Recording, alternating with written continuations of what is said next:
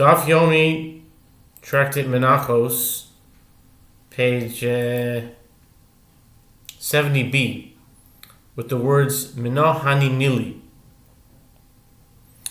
Mino Hani Mili, Omer Eish Loki, Shas Yelechem Lechem Mimaso, Ksiv Hocho, Yehoshua Bechol Ochem Lechem Hoetz, Ksiv Hosem Lechem Oidni. The Gemara asks, from where is this matter that only the 5 grains are obligated in the separation of challah derived? Reish Lakish said, this principle is derived by means of a verbal analogy between bread and bread. Xer Shava, between bread and bread. From the case of matzah.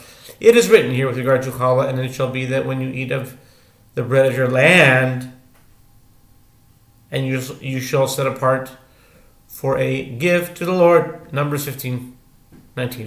And it is written there with regard to matzah, bread of affliction. Deuteronomy 16, verse 3. Just as matzah can be prepared only from one of the 5 grains, so too the obligation of challah applies only to bread from one of those 5 grains.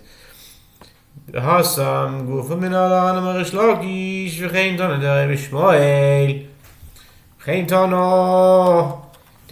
Eliezer ben Yaakov, Omakro, lo yisach al-chomes, Shivas Yomim, Toichal Olam Matzos Lechem Oini, Divorim Aboim Lidei Chimutz, Odom Yoitzim Bahem Lidei Chavosot BePesach, Yatzoelu, Shein Boim Lidei Chimutz, Ela Lidei Sirachon. The Gemara asks, and there, with regard to matzah itself, from where do we derive that it must be from one of those 5 grains? The Gemara answers, Reish Lakish said, and likewise the sage of the school of Rabbi Ishmael taught, and likewise the sage of the school of Rabbi Eliezer ben Yaakov taught, that the verse states, you shall eat no leavened bread with it.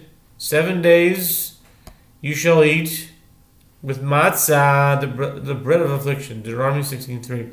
This verse indicates that only with regard to substances that will come to a state of leavening does a person fulfill his obligation to eat matzah by eating them on Passover, provided that he prevents them from becoming leavened. This serves to exclude these foods, meaning rice, millet, and similar grains, which even if flour is prepared from them and water is added to their flour, they do not come to a state of leavening, but to a state of decay. Sirchon. Umistarf in zeim zeh, tonat vua v'achimochim, yabetzekois, mistarf in zeim zeh, l'mayil cheso. The Mishnah teaches that each one of the 5 types of grain joins together with the others to constitute the measure that obligates one to separate challah.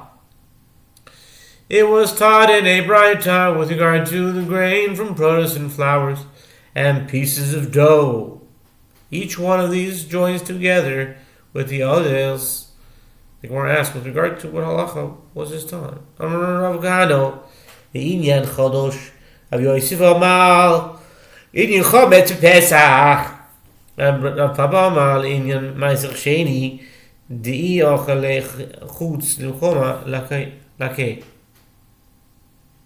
Rav Gado says it was taught with regard to the prohibition of eating the new crop prior to the sacrifice of the Omer offering on the 16th of Nisan. If one ate grain, flour, and dough of the new crop that combined to equal the size of an olive bulk, he is liable to receive lashes for transgressing a prohibition. Rav Yosef says it was taught with regard to the prohibition of eating leavened bread on Passover. Rav Papa says it was taught with regard to the prohibition of eating second tithe outside the walls of Jerusalem, as if one ate a combined olive bulk's worth of grain, flour, and dough of the second tithe outside the wall of Jerusalem, he is flogged. Rava Omar, in Tumas Oichli, Nogamash Melon, it was Ukimochim, Dumio Demesekois.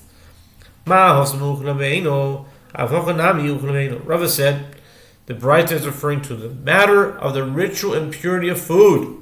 And this is what it teaches us, that grains of barley, produce, and flours are similar to pieces of dough. Just as there are concerning pieces of dough that combine to form the minimal measure of ritually impure food, only if the combination of food is as is, without other additives, so too here, Also, concerning the grain and flour, they combine to form the minimal measure of ritually impure food only when the mixture is food as is, without any shell or other additives. Yatanya chita ben kilufa ben sheinu kilufa mistarefes soira kilufa mistarefes sheinu kilufa einu mistarefes. The Gemara cites support for this opinion, as it's not a right of wheat, whether shelled or unshelled, combines to form the minimal measure of food that is susceptible to ritual impurity. But as for barley, it combines only when it is shelled. When it is not shelled, it does not combine together, as the inedible shell interposes between the different grains. This supports Rava's interpretation of the Brayta that it addresses barley in the form of grain, flour, and dough. איני בוחר תנא דבר משמואל על כל זרע זרוע אשר יזרע כדרך שבני האדם מוצאים לזריעו חיטה בקליפוסו וסוררה בקליפוסו והדורש בקליפוסו. The Gemara asks, is that so? That the shell of barley is not considered part of the grain with regard to combining for ritual impurity? But didn't the school of Rabbi Ishmael teach in a Brayta, before a food item comes in contact with liquid and is not susceptible to ritual impurity, as the verse states, and if anything falls from their carcasses upon any sowing seed that is sown, it is pure. But if water be put upon the seed, and any of the carcass fall thereupon, it is impure to you. Leviticus 11:37-38. The Brayta teaches that the term that is sown indicates that the entire seed is susceptible to ritual impurity when it is in a state where it is typical for people to take out to the field for sowing. This applies to wheat in its shell, barley in its shell, and lentils in their shells. This demonstrates that the shells are considered part of the grain with regard to ritual impurity. Loikashia, habilachois, habiveishois. The Gemara answers that it is not difficult. The ruling in this Brayta, which teaches that the shells of kernels are considered part of it with regard to ritual impurity, stated with regard to moist kernels, whereas the ruling of the Brayta, which teaches that the shells are not part of the seed, is stated with regard to dry kernels, in which the shells crumble and fall away.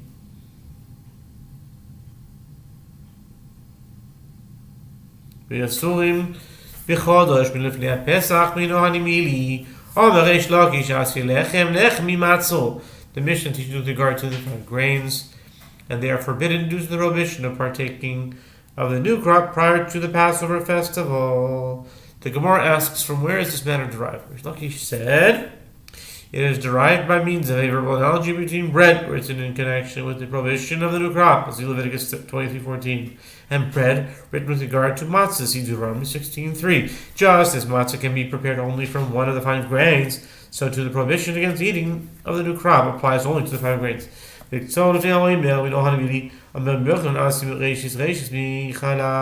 Mishnah further teaches with regard to the 5 grains, and is prohibited to reap them prior to the Omer offering. The Gemara asks, from where are these matters derived? Rabbi Yochanan said, it is derived by means of a verbal analogy between the first, written in conjunction with the new crop. You shall bring the sheaf of the first fruits of your harvest to the priest, Leviticus 23:10, and the first, written with regard to challah, of the first of your dough, you shall set apart a cake for a gift, Numbers 15:20. Just as the obligation to separate challah applies only to bread prepared from the 5 grains, so to the prohibition against reaping the new crop prior to the Omer offering applies only to crops of the 5 grains. Mike, Kodim Omer, Rabbi Yonah Omar, Kodim Ketzira Omer, Rabbi Yossi Bar Zabde Omar, Kodim, how else I know?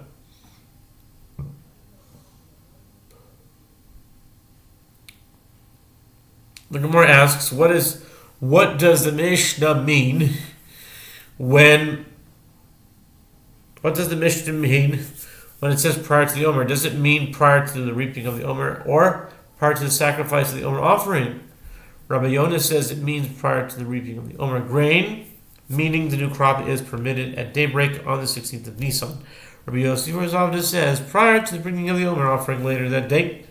Tanan Asurim B'Chodesh L'Bnei Pesach V'Litzol L'Bnei Omer Mishkan L'Man Omer Koyim Avos Omer Hainu D'La Ka'arim Lehu V'Tani Lehu. The Gemara cites a proof from that which we learned in the Mishnah, and they are forbidden due to the prohibition of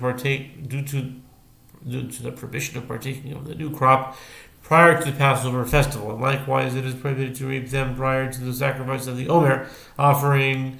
Granted, according to one who said that the prohibition applies prior to the bringing of the Omer offering, this is the reason that the Mishnah did not combine the clauses together and teach them as one. Since the time frame for each prohibition is different, the prohibition of harvesting the new crop is lifted at daybreak after the Omer crop was harvested at night, whereas the prohibition against consuming a new crop ends only with the sacrifice of the Omer offering later that day.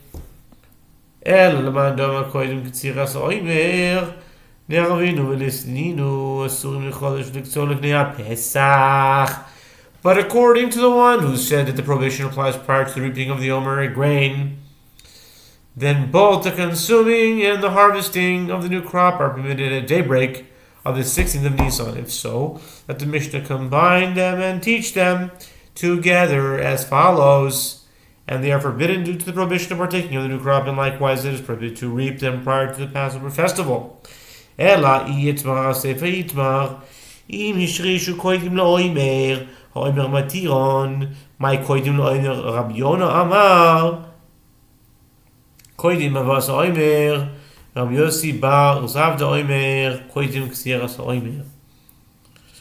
The Gemara answers, rather, if a dispute was stated in this matter, it was stated with regard to the latter clause of the Mishnah, which teaches, if these grains took root prior to the Omer offering, the Omer permits their consumption.